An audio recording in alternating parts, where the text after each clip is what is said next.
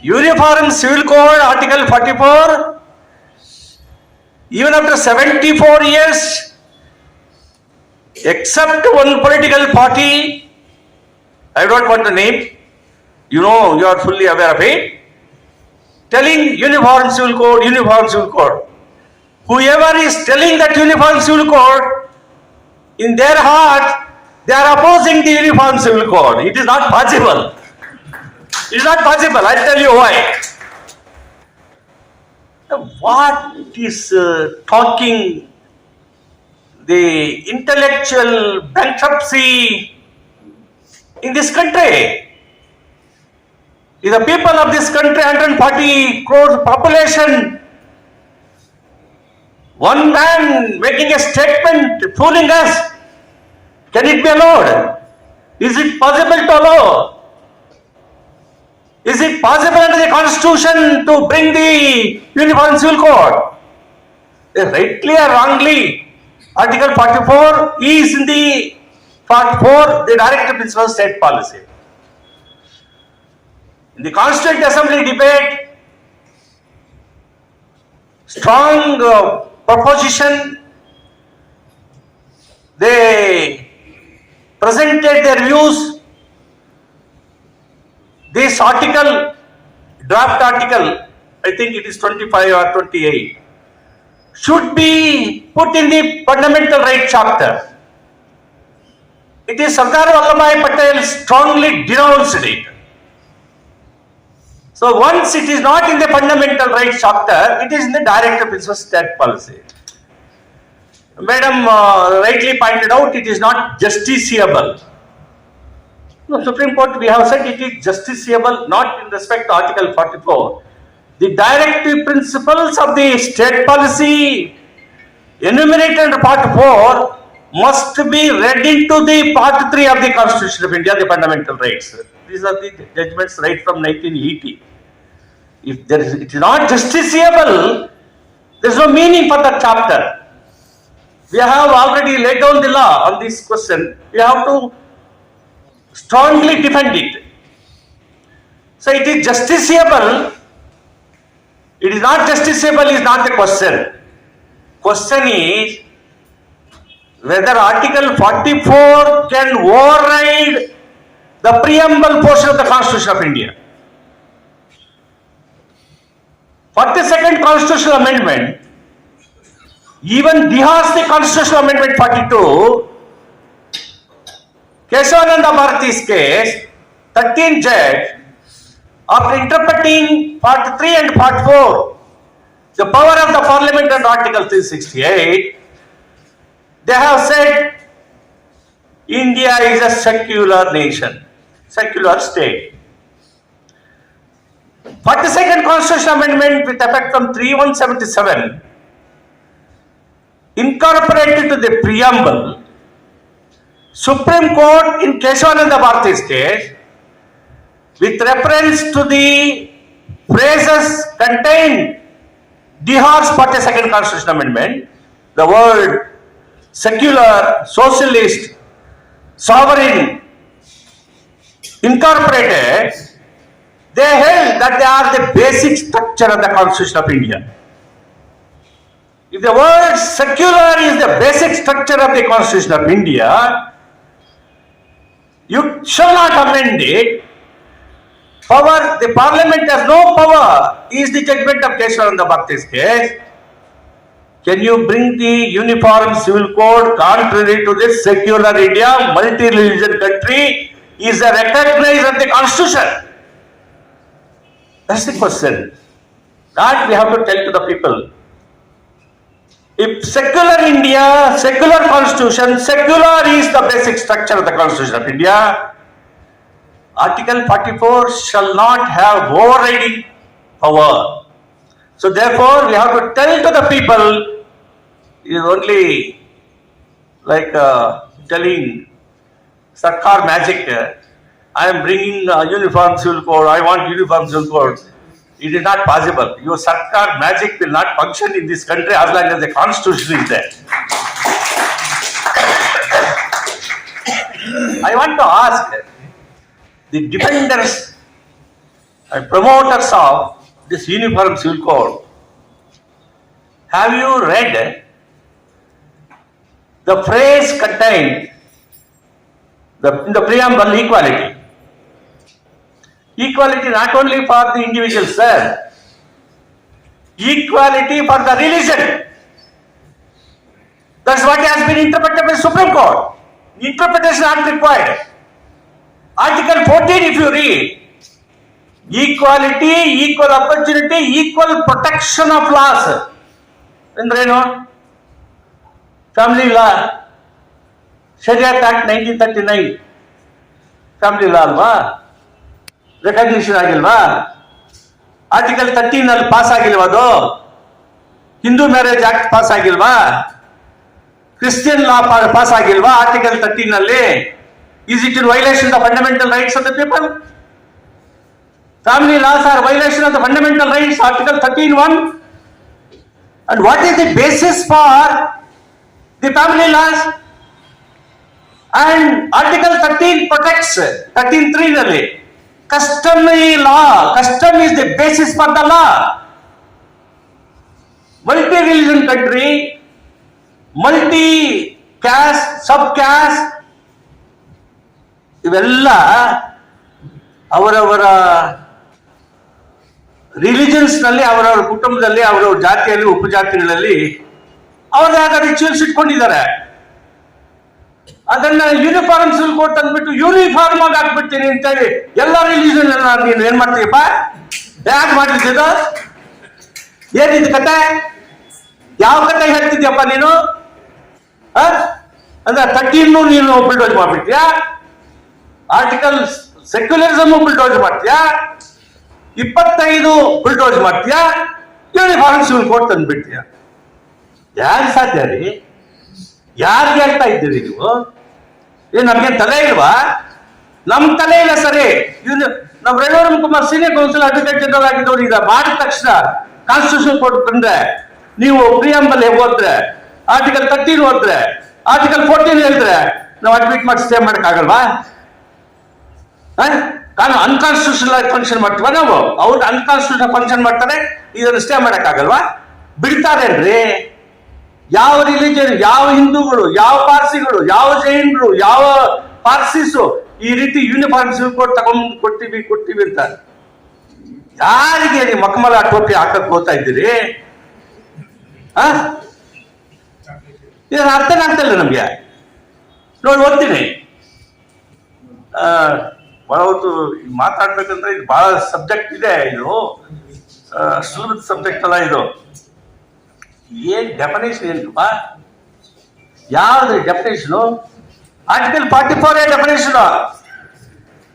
ಇದಕ್ಕೆ article 44 definition ಏನ್ definition ಕೊಡ್ತೀನಿ ನೀನು? ಇವೆಲ್ಲ ಬುಲ್ಡೋಸ್ ಮಾಡ್ಬಿಟ್ಟು ಒಂದು ಯೂನಿಫಾರ್ಮ್ ಸಿವಿಲ್ ಕೋಡ್ ಎಲ್ಲಾರ ಮೇಲೆ ನಾನು ಹೇರಿಸ್ಬಿಡ್ತೀನಿ ಅಂತ ಹೇಳಿ ಯೂನಿಫಾರ್ಮ್ ಸಿವಿಲ್ ಕೋಡ್ ತಂದ್ಬಿಟ್ಟಿಯಪ್ಪ. ಯಾರಿಗೆ ಏನ್ ಇದು ಕತೆ? ಇಲ್ಲಿ ನೋಡಿ, ಆರ್ಟಿಕಲ್ 13 ನೋಡಿ. ಆರ್ಟಿಕಲ್ 13 ಏನ್ ಹೇಳ್ತಾ? ಲಾ ಅಂದ್ರೆ ಏನು ಅಂತ ಹೇಳಿ ಆರ್ಟಿಕಲ್ 13(3)(b) ನಲ್ಲಿ ಹೇಳ್ತದೆ. Loss in force includes laws passed or made by a legislature or other competent authority in the territory of India before the commencement of this constitution and not previously repealed, notwithstanding that any such law or any part thereof may not be then in operation either at all or in particular areas. ಇದು laws in force. Law ಅಂದ್ರೆ ಏನು ಅಂತ 13(3)(a) ನಲ್ಲಿ law includes any ordinance, order, bylaw, rule, regulation, notification, custom or usage having in the territory of India the force of law. Custom and rituals basis ಮೇಲೆ source of law ಅಂತ ಹೇಳಿ ನಮ್ jurisprudence ಹೇಳಿದ್ದ. Jurisprudence change ಮಾಡ್ಬಿಟ್ಟೆ ನೀನು? ಯಾವ್ದ್ರಿ ಗೊತ್ತೇ? Custom ಪ್ರಕಾರ ಶರಿಯತ್ act, custom ಪ್ರಕಾರ ಹಿಂದೂ ಮ್ಯಾರೇಜ್ ಆಕ್ಟ್, ಕಸ್ಟಮ್ ಪ್ರಕಾರ Christian marriage act, Indian succession act 1925.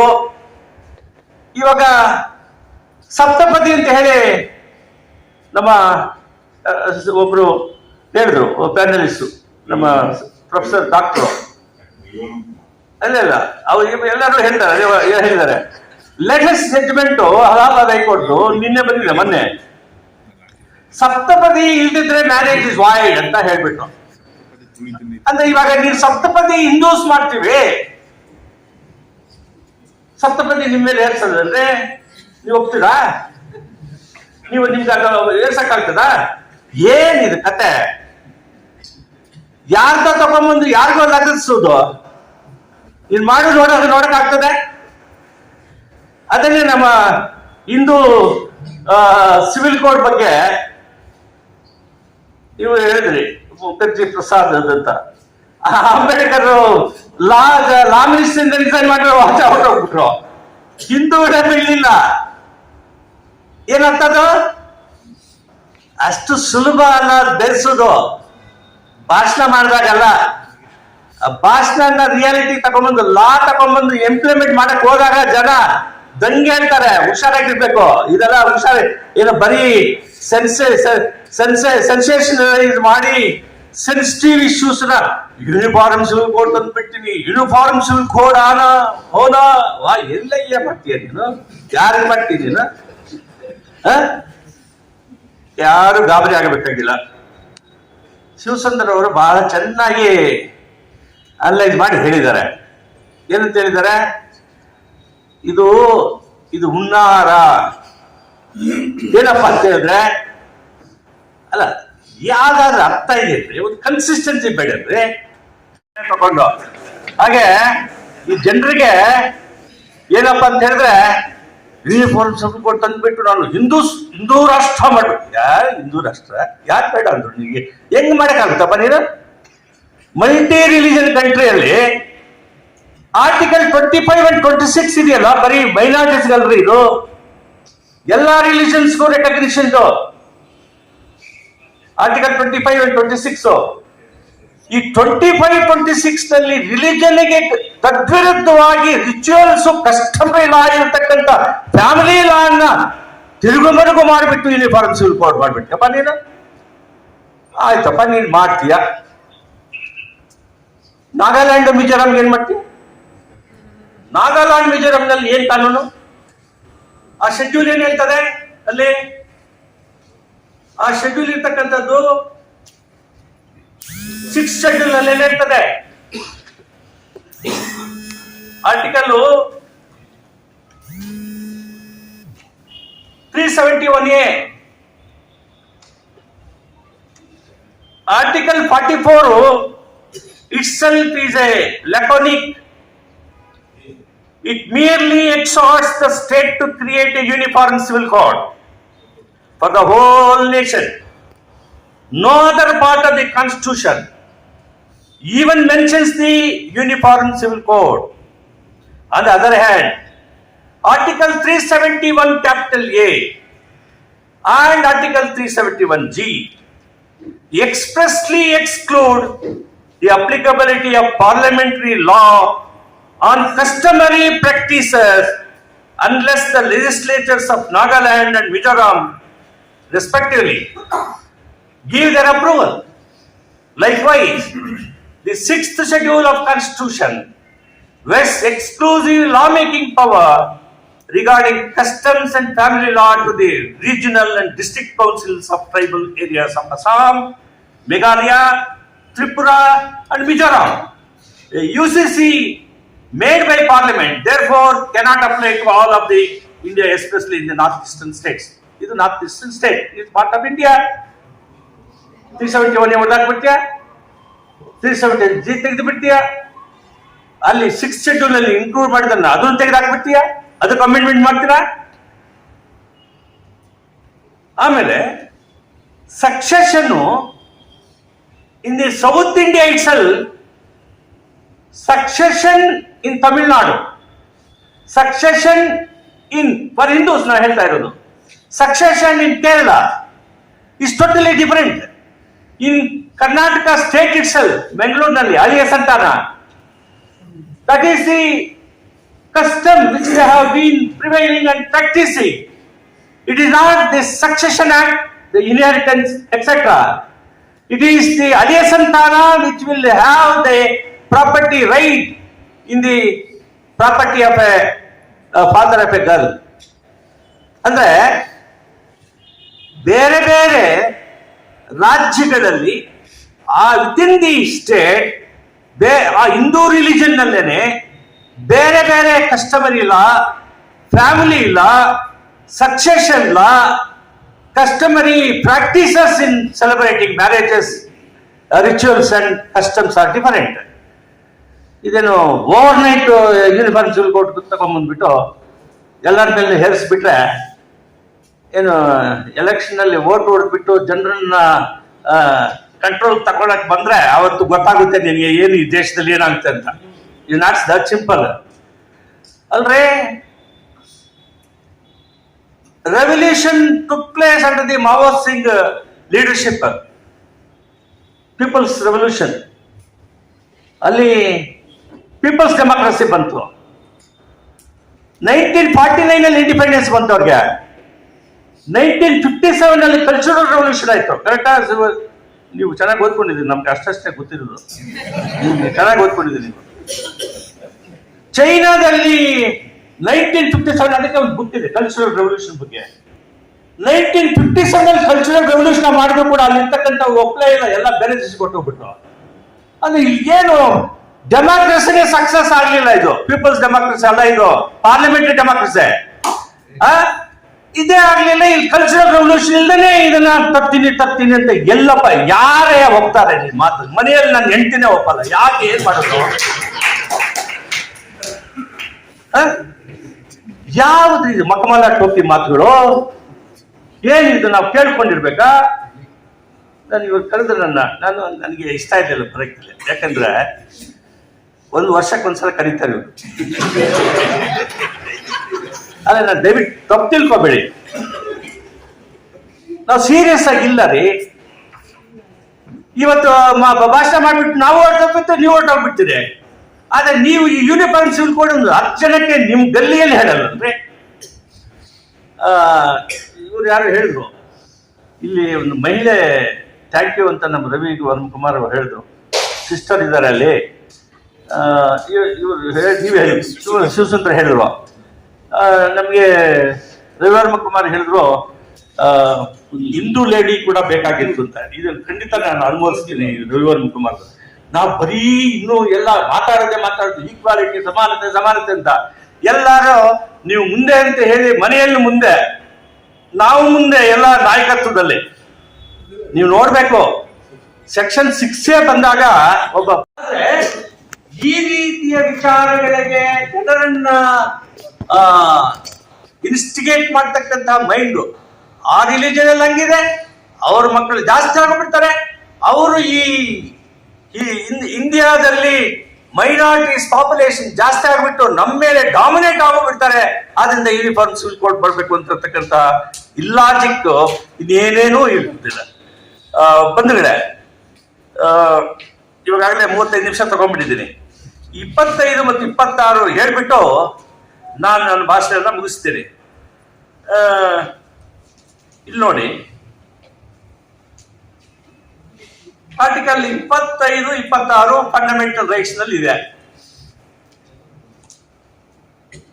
Right to freedom of religion, freedom of conscience, free profession, practice and propagation of religion, subject to public order, morality and health and to the other provisions of this part. All persons are equally entitled to freedom of conscience and right to freely to profess, practice and propagate religion. ಈ article ನಲ್ಲಿ ಇದು ಹೇಳುವಾಗ ಇದು fundamental right. ಈ fundamental right ನ ನೀವು ಇವಾಗ ನಿಮ್ಮ ಕಸ್ಟಮ್ ಮೇಲೆ, ರಿಚುವಲ್ಸ್ ಮೇಲೆ ಇಸ್ಲಾಂ ಲಾದಲ್ಲೋ, ಬೈಬಲ್ ಅಲ್ಲೋ, ಮತ್ತೆ ಹಿಂದೂ ಕಸ್ಟಮರಿ ಲಾ ಮೇಲೆ ಫ್ಯಾಮಿಲಿ ಲಾನ ಮಾಡಿರ್ತಕ್ಕಂಥದ್ದನ್ನ ಇವಾಗ ರಿಲಿಜಿಯಸ್ ಪ್ರಾಕ್ಟೀಸಸ್ ಎಲ್ಲ ಮಾಡ್ತಾ ಇರುವಾಗ ನೀವು ಅದು ತದ್ವಿರುದ್ಧವಾಗಿ ಯೂನಿಫಾರ್ಮ್ ಸಿವಿಲ್ ಕೋಡ್ ತರ್ತೀವಿ ಅಂತ ಹೇಳ್ತಕ್ಕಂಥದ್ದು ಬೇರೆ ಯಾರಿಗೆ? ಇಸ್ಲಾಂರಿಗೆ, ಕ್ರೈಸ್ತರಿಗೆ, ಆದಿವಾಸಿಸ್ಗೆ ಇದನ್ನು ನೀವು ಮಾಡಕ್ ಹೋದ್ರೆ will it not amount to violation of Article 25? If it is violation of Article 25, it is a violation of fundamental rights of the people of that religion. Therefore, the Uniform Civil Code cannot be enacted. And Article 26 ಅದನ್ನೇ freedom to manage religious affairs ಅಂತ ಹೇಳ್ತಾರೆ. ಇದು ಬರೀ ಒಂದು ರಿಲಿಜನ್ಗಲ್ಲ, multi religion ಕಂಟ್ರಿಲಿ ಎಲ್ಲಾ religion ಕೂಡ ಇರ್ತಕ್ಕಂಥದ್ದು fundamental rights. ಈ fundamental rights must be read into article 14 read with the equality concept which is the basic structure of the constitution of India. ಹಾಗಾದಾಗ ಬೇಸಿಕ್ ಸ್ಟ್ರಕ್ಚರ್ ಅಂತ ಸುಪ್ರೀಂ ಕೋರ್ಟ್ ಜಡ್ಜ್ ಕೇಶವಾನಂದ ಭಾರತಿಯಲ್ಲಿ 13 ಜನ ನ್ಯಾಯಮೂರ್ತಿಗಳಿರ್ತಕ್ಕಂಥ ತೀರ್ಪು ನಿಮ್ಮ ಮೇಲೆ ಬೈಂಡಿಂಗ್ ಇರ್ತದೆಯೋ, ಪಾರ್ಲಿಮೆಂಟ್ಗೆ ಲಿಮಿಟೆಡ್ ಪವರ್ ಇದೆಯೋ, ಈ ಪಾರ್ಲಿಮೆಂಟ್ಗೆ ಈ ಫಂಡಮೆಂಟಲ್ ರೈಟ್ಸ್ ನ ರೆಗ್ಯುಲೇಟ್ ಮಾಡ್ತಕ್ಕಂಥ ಪವರ್ ಆರ್ಟಿಕಲ್ 19 19(6) ನಲ್ಲಿ ಇರಬಹುದು. ಆದ್ರೆ ಈ ರೀತಿಯ ಬೇಸಿಕ್ ಸ್ಟ್ರಕ್ಚರ್ಗೆ ಅಡ್ಡಿ ಆಗ್ತಕ್ಕಂತಹ ಯಾವುದೇ ಕಾನೂನನ್ನ ಮಾಡೋದಕ್ಕೆ ಸಾಧ್ಯ ಇರತಕ್ಕಂಥದ್ದೇ ನನ್ನ ಪ್ರತಿಪಾದನೆ ಈ ಸಭೆಯಲ್ಲಿ. ಬಂಧುಗಳೇ, ಇನ್ನೊಂದು ವಿಚಾರ, ಈ ಸಿಟಿಜನ್ಶಿಪ್ ಆಕ್ಟ್ ಬಂದಾಗ ಬಹಳ ತೀವ್ರವಾಗಿ ನಾನು ಅದನ್ನ ಅಭ್ಯಾಸ ಮಾಡಿದೆ. ಈ ಬೊಮ್ಮಾಯಿ ಕೇಸ್ನಲ್ಲಿ ಅಂದ್ರೆ ಒಂದು ರಿಲಿಜನ್ಗೆ ಬಿಟ್ಬಿಟ್ಟು ಸಿಟಿಜನ್ಶಿಪ್ ಎಲ್ಲ ಕೊಟ್ಬಿಟ್ರಲ್ಲ ಅವಾಗ, ಆಮೇಲೆ NRC ನ್ಯಾಷನಲ್ ರಿಜಿಸ್ಟ್ರೇಷನ್ ಸರ್ಟಿಫಿಕೇಟ್ ತಗೋಬೇಕು ಸಿಟಿಜನ್ಶಿಪ್ ಅಂತ ಹೇಳಿ ಅದರ ಬಗ್ಗೆ ನಾನು ಹೆಚ್ಚಿಗೆ ಮಾತಾಡಕ್ ಹೋಗಲ್ಲ. ಆ ಸಂದರ್ಭದಲ್ಲಿ ಬೊಮ್ಮಾಯಿ ಕೇಸನ್ನ ಬಹಳ ಸೀರಿಯಸ್ ಆಗಿ ಓದಿದೆ. 224ನೇ ಪ್ಯಾರಾಗ್ರಾಫ್ದಲ್ಲಿ ಇದು ಸಂವಿಧಾನದ reference to article 356 president rule imposition ಆದಾಗ ಅಲ್ಲಿ ಸುಪ್ರೀಂ ಕೋರ್ಟ್ನವ್ರು ಹೇಳ್ತಾರೆ, ಅಲ್ಲಿ ಸೆಕ್ಯುಲರಿಸಮ್ ಇದೆಲ್ಲ the power of the president, governor duty ಇವೆಲ್ಲ ಹೇಳಿದ್ದಾರೆ. ಅಲ್ಲಿ ಅವ್ರು ಹೇಳ್ತಾರೆ, no law shall be made by a legislature in relation to a religion, ಒಂದು ರಿಲಿಜನ್ಗೆ ಅಂತ ಹೇಳ್ತಕ್ಕಂಥದ್ದು ಪ್ರಾಹಿಬಿಷನ್ ಇದೆ. As long as the judgment holds the field, it is binding. How can you overcome the Bommai's case?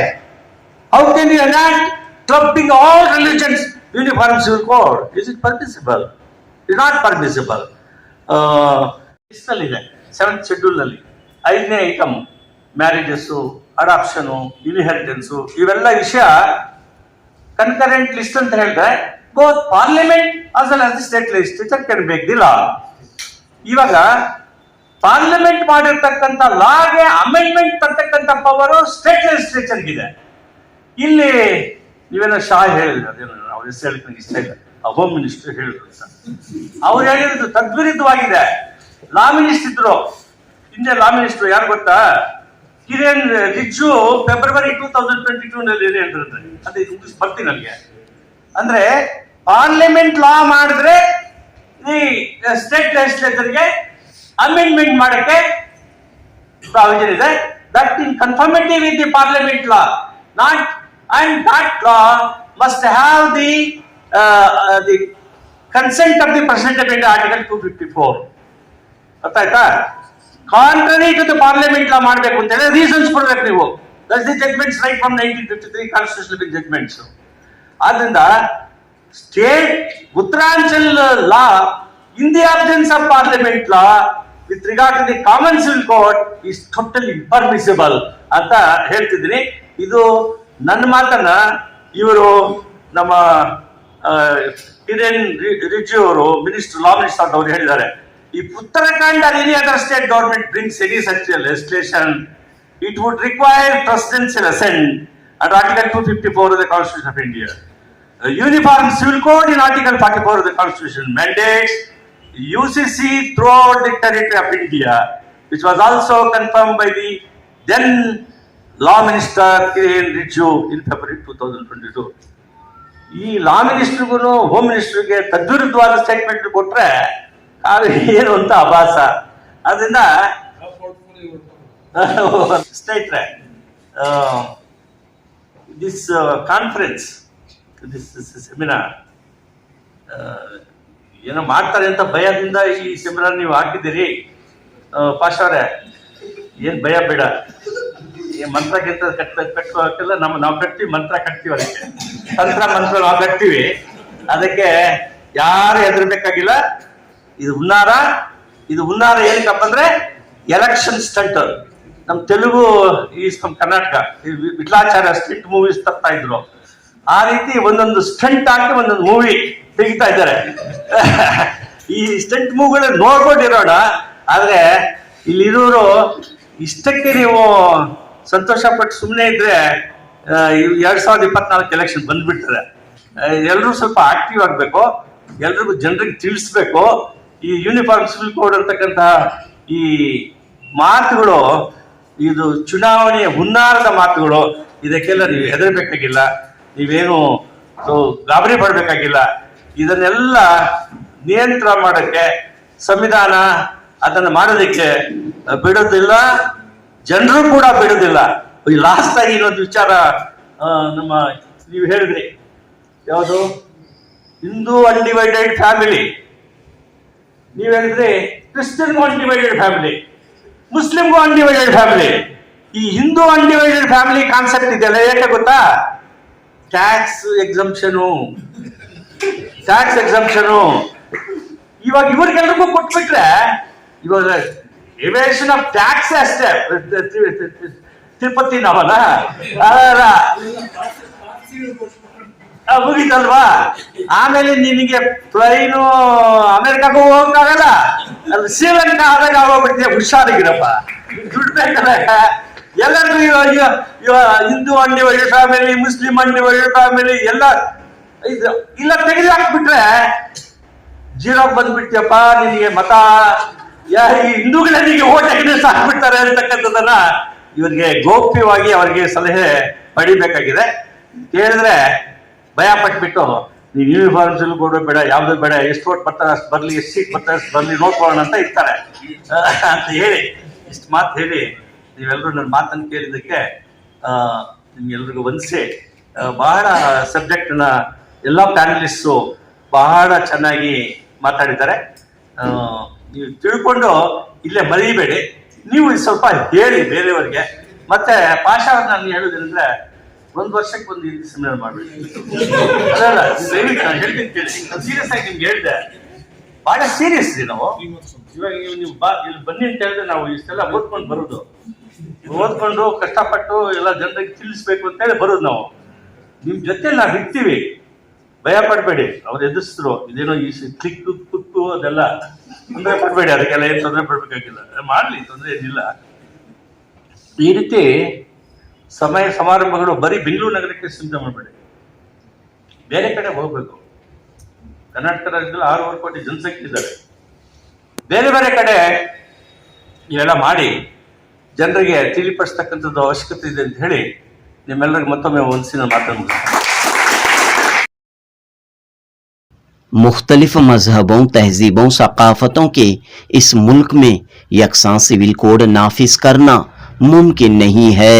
यकसां civil code मुल्क के दस्तूर की कई दफात आर्टिकल्स के खिलाफ है, मुल्क के सेकुलर ढांचे के खिलाफ है। सिर्फ और सिर्फ सियासी फायदे के लिए यकसां सिविल कोड का मुद्दा उठाकर लोगों को गुमराह किया जा रहा है। बेंगलुरु में forum for democracy and communal Amity के इजलास में सुप्रीम कोर्ट के साबिक जज जस्टिस वी गोपाल गौड़ा ने इन ख्यालात का इजहार किया। 7 अक्टूबर 2023 बरोज हफ्ता बेंगलुरु के केएस ऑफिसर्स एसोसिएशन के हॉल में यूनिफॉर्म सिविल कोड के मौजू पर एक अहम इजलास मुनक़द हुआ। इस इजलास में माहिरीन कानून, दानिश्वर और सहाफ़ियों ने शिरकत की। यूनिफॉर्म सिविल कोड की तारीख, इसके मकासद और इस पर होने वाली सियासत पर गुफ्तगू की।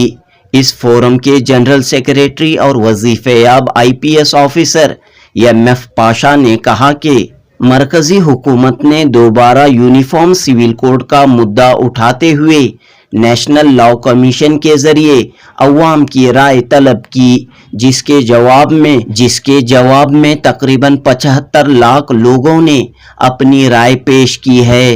कर्नाटक हाई कोर्ट के साबिक जज जस्टिस HN नागमोहन दास ने कहा कि यूनिफॉर्म सिविल कोड नाफिज करने से कबल हुकूमत इत्तेफाक राय और साजगार माहौल कायम करे। जस्टिस नागमोहन दास ने कहा कि रस्म रिवाज मामलात जिंदगी में अगर तब्दीली की ज़रूरत है तो इसके लिए आया मजहब के मजहबी रहनुमाओं को आगे आना चाहिए। अगर कहीं खामियां कोताहियां मौजूद हैं तो मौजूदा हालात के मुताबिक उन्हें दुरुस्त करना चाहिए। साबिक advocate general professor Ravi Varma Kumar, Jamaat Islami Hind Karnataka के अमीर हल्का डॉक्टर मोहम्मद साद बेलगामी, सीनियर सहाफ़ी शिव सुंदर, मोहतरमा सेंथिया स्टेफिन ने अपने अपने ख्यालात का इजहार करते हुए कहा कि हिंदुस्तान में कॉमन सिविल कोड नाकाबिले अमल है, प्रैक्टिकल नहीं है। इससे कानूनी मसाइल, कानूनी पेचीदगियां पैदा होंगी और दस्तूर हिंद में दिए गए फंडामेंटल राइट्स, अक़लियतों के हुकूक की खिलाफ वर्जी होगी। जनूबी न्यूज़ रिपोर्ट।